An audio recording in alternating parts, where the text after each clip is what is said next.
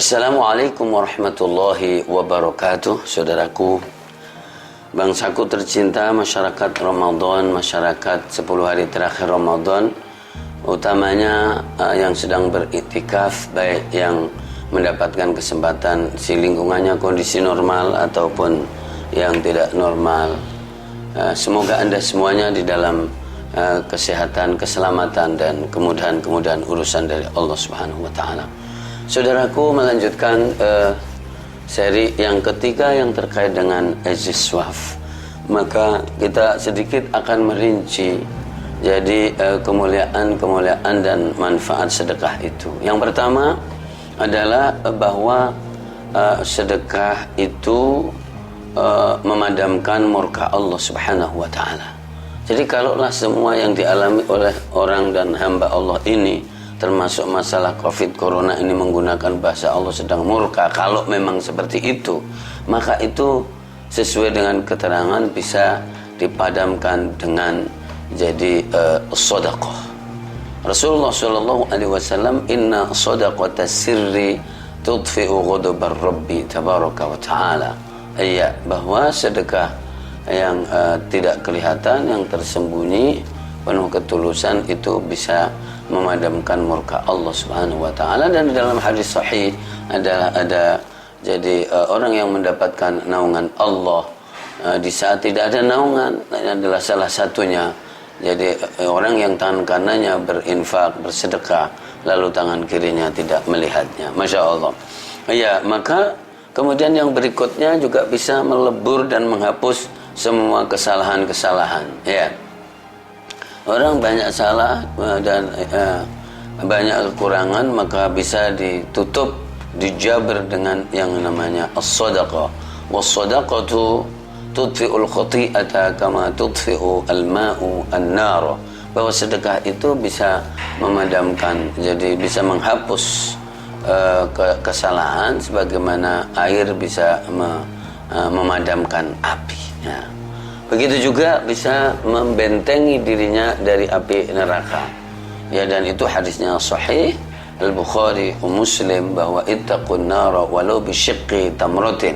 Maka bentengilah dirimu dari api neraka meskipun hanya dengan separuh biji kurma. Ya.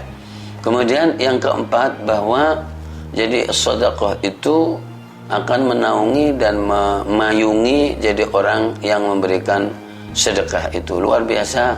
Ya, hadis sahih Bukhari Muslim yang tadi dikatakan 7, dan juga ada hadis yang lain, kullu mri'in fi dhilli sadaqati hatta yaqdi bainan nas, hatta yuqda bainan nas. Jadi orang yang bersedekah itu akan dikawal dengan sedekahnya itu sampai diantarkan ke banyak kerumunan manusia.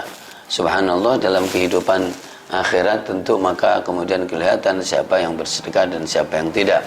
Yang kelima, bahwa jadi sedekah itu bisa menjadi obat, menjadi gantinya obat, ya kan? Artinya atau bersamaan menyembuhkan penyakit-penyakit. Dawu mardakum bisadaqah, bahwa jadi obatilah orang-orang yang sakit di antara kamu itu dengan sedekah. Ya, dan luar biasa, sami'tu Ibn al-Mubarak wa sa'alahu rajulun ya an qurhatin kharajat fi rukbati mundu 7 sinin wa qad alaja bi anwa'il ilat wa sa'al al-atibba falam yantafi bihi idza fahfar bi'ran fi makani hajatin ilal ma'. Ada orang yang kena penyakit semacam kudis atau bisul yang sudah bertahun-tahun, kemudian sudah ke dokter, sudah kemana selama itu dan sudah berobat apa aja, tahu-tahu jadi tidak ada manfaatnya atau belum. Kemudian ketemu seorang, coba kamu pergi ke suatu tempat yang sangat butuh air, buatkan sumur di sana. Dan ternyata dia pergi karena Allah Subhanahu wa taala buat sumur, diralahnya kemudian sudah disembuhkan oleh Allah Subhanahu wa taala. Ya, tentu ini kekuatan rohani yang luar biasa. Yang berikutnya adalah bahwa jadi penyakit-penyakit hati pun itu bisa disembuhkan dengan sedekah. Masya Allah. Jadi dalam hadis Rasulullah SAW dikeluarkan oleh Imam Ahmad, idza aradta talyina qalbika fa'at'imil miskina wamsah ala ra'si al-yatim. Jika kamu ingin membuat hatimu itu lentur dan lembut, maka pergilah ketemu orang-orang yang sengsara, orang miskin, dan usaplah anak yatim, maka kamu akan riqu qalbuka, maka akan ini. Nah, itu jadi penyakit hati pun qaswatul qalb bisa disembuhkan dengan sedekah. Yang ketujuh, bahwa sedekah itu bisa menolak bala, luar biasa. Dan itu juga jadi sahih hadisnya tentang Nabiullah Yahya alaihi salatu wassalam. Jadi ketika ada seseorang ditangkap oleh begal, oleh musuh dan seterusnya, dan akan dibunuh, maka kemudian dia tanya, boleh tidak aku menebus diriku dengan sedekah atau dengan apa yang kalian minta? Maka iya, dan akhirnya dilepaskan. Luar biasa, dan itu berjalan banget dalam kehidupan sosial. Pokoknya kalau siapa yang jadi memberi, kemudian maka kemudian semuanya urusannya menjadi gampang. Tasaddaqu yuyassir umurakum, sedekahlah maka gampang urusanmu, selesaikan permasalahan dengan bersedekah. Luar biasa. Yang ke-8, bahwa innal abda innama yasilu haqiqatal birri bis sadaqah. Maka di Al-Quranul Karim, lan tanalul birra hatta tunfiqu mimma tuhibbun, Ali Imran 92. Kalau mau sampai kepada derajat tinggi yang kamu inginkan, maka capeklah dengan sedekah.